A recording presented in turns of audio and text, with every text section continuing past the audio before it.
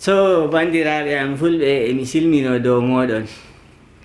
Allah waddi en wakkati ko en bolwata haala tegal ko jonde wuro.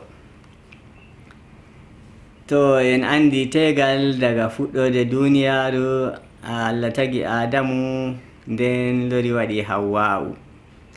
Ngam bo ɓe joɗida ɓe nana belɗum, ɓe nana jam, ɓe nana salaman. Nden daga nden waddugo jonta duniyaru ndu fuu ɗum himɓe ɗiɗo man. Ɗum Adamu ɗum Hawwa'u. Misali ɗum debbo ɗum gorko, wala ha yata tawa na ɗum debbo ko na ɗum gorko. Ha yahi fu a tawa ɗum debbo ɗum gorko. To jonde tegal jonde barkantere sosai nde Allah barkiɗini. En andi daraja tegal ko daraja jonde nder tegal. To komi torata ni shawari kom hokkata ni en joɗo salaman. En gona en narri be aɗo narri be debbo maɗa. Debbo ma ɗo narri be ma. On ɗo dawrida, on ɗo famotira. Wala hala koddi, wala hala bajore wonde. To jonde tegal mon voɗai. Nden to on dañi ɓikkoy bo ɓe ekkitai daga jonde moɗon. To on dañi ɓikkoy mo on ɗo haɓa ndeni fu nder suudu, on ɗo huɗotira bammun yamun, to on anda ɓikkoy moɗon ma non ɓe jogorto ha ɓe nasta suuɗi maɓɓe, ha ɓe tawa worɓe maɓɓe ɗum ɓe darna ko on ɓe ɓedda ko on waɗi. To nden bo wala jahal yeeso ko nyamriki yeeso sam sina to onon joɗidiɓe nder suudu on laati ɗum neɗɗo goto mai. On toriday, on boyiday, on jaliday, on seyiday, on ɗaɓɓitiday, on jaliday, on nyamday.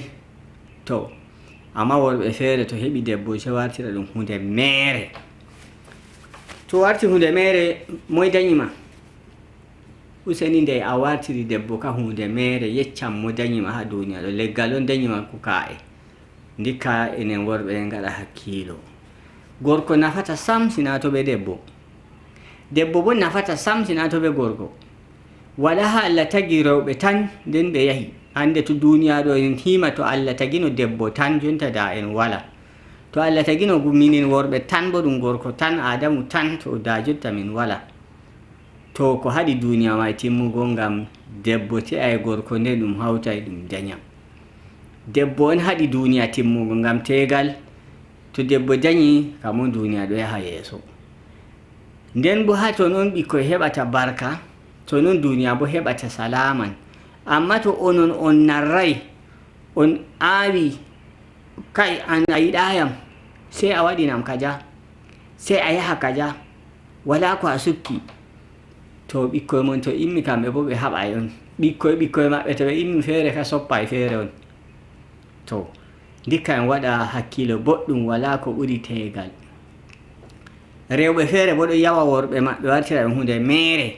Wiyan gorayam ka wala ko nga sukki. Ko waɗi o laati o gorko ma? Ko gorko o mari kanjum o mari. Gorko ka fu gotel, debbo fu bo gotel. Nden a tabbitina to a te'i debbo gotel, a te'i rewɓe duniya mai pat ɓe salai non.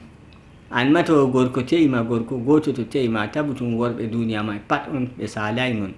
Ngam wala gorko je kam kadum worɓe ɗiɗi on ɗo hauti. Wala debbo bo je rewɓe ɗiɗi on ɗo hauti. Sakko a wi'a an ka debbo gotel a te'i, o bo te'i rewɓe ɗiɗi on hauti.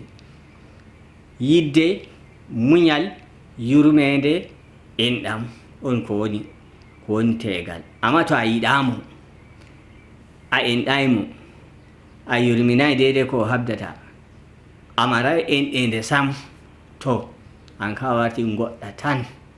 En laara ko nder gure ko nder ci'e himɓe, to ni teriɗiraɓe ɗo haɓa, ɗo huɗa, ɗo huɗotira ko nde jokkirgol, ko nde kuddi nder maɓɓe. To ɓiɓɓe maɓɓe bo no wa'ata to ɓe immi ɓe mawni yetti duuɓi 20 ko 20 ko 2 ni, ko mo nangi lawol mon dilli ɓe sankiti. Baba fuɗɗa ɓingel gel Allah itti barka.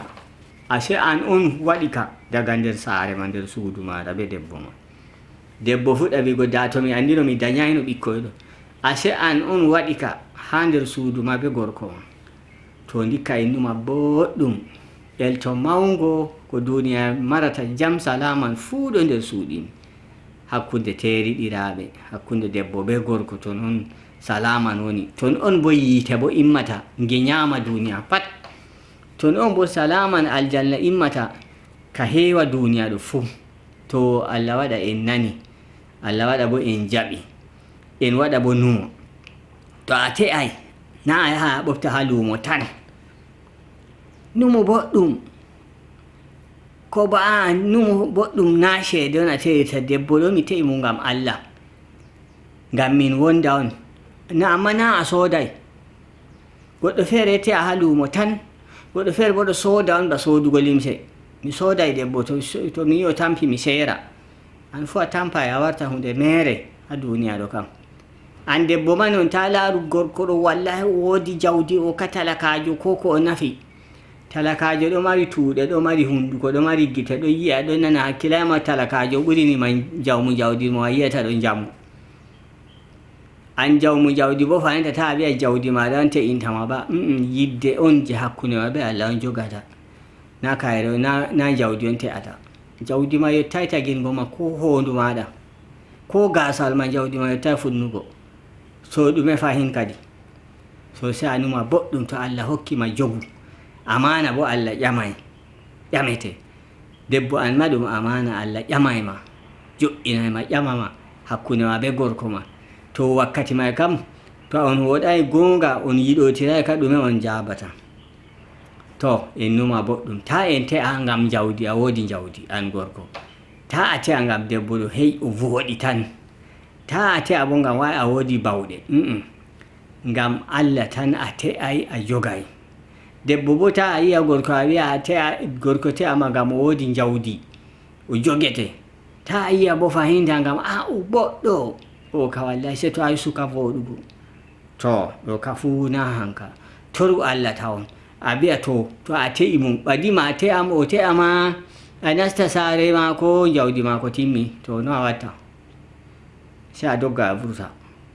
An gorko ma non ɓadima a yi'a debbo jawdi a mari ɓiro a te'amo tan bibi a ardina nder saare maɗa yottugo sai jawdi ma rusa fuu, accama mere. No a waɗata? Kanjum on to a te'ay te'u ngam Allah, jogu bo ngam Allah, sakama be Allah. Andutu bo Allah amana on, amdutu bo barka ko a tefata fu ha ton woni. An debbo be an gorko. To mi yetti sosai. Allah vallita en, hokka en salaman, hokka en bo jam. Min yetti.